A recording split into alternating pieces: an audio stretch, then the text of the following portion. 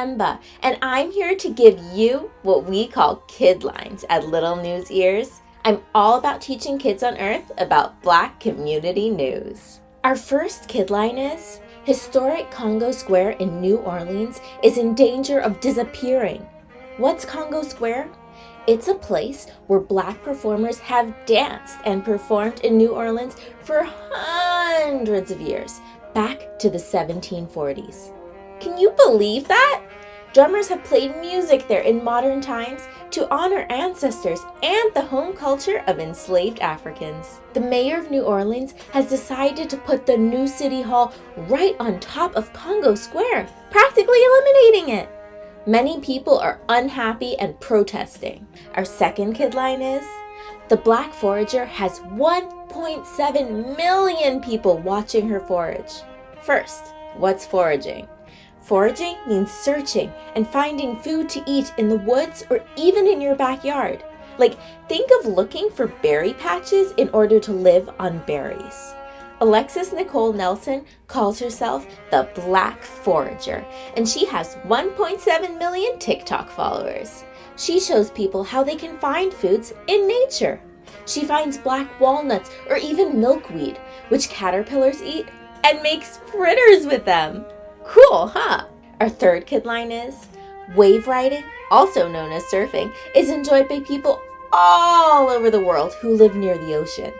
Access and racism sometimes make it hard for Black surfers to enjoy the waves. Thanks to organizations like the Black Surfers Association, Black Girl Surf, and surfers like Justin Housie and Rhonda Harper, Black surfers are connecting with each other and their passion for the sport.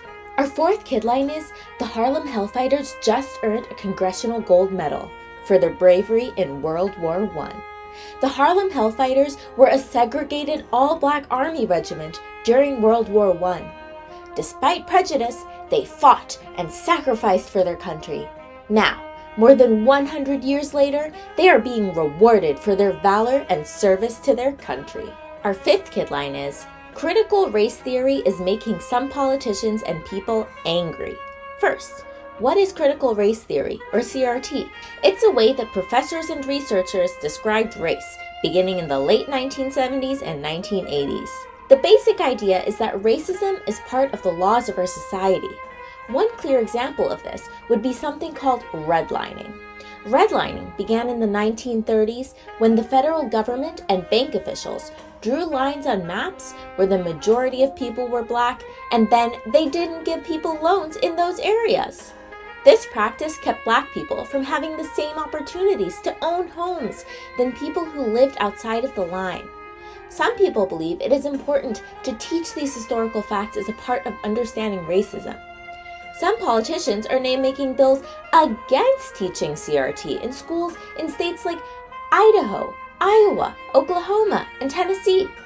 This might mean that the concept of systemic racism, such as the Jim Crow laws that were created to segregate people based on skin color, wouldn't be taught in schools. What do you think? By the way, check out the link in the comments to NBC BLK to see what Black students think about all of this. And now, our quiz of the month.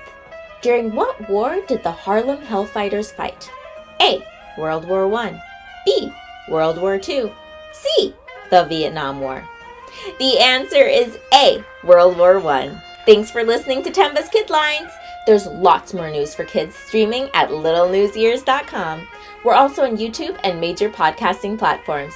May your sweetness shine and your colors glow. This week's sources include The Daily Beast, New York Times, NBC News, and Ed Week.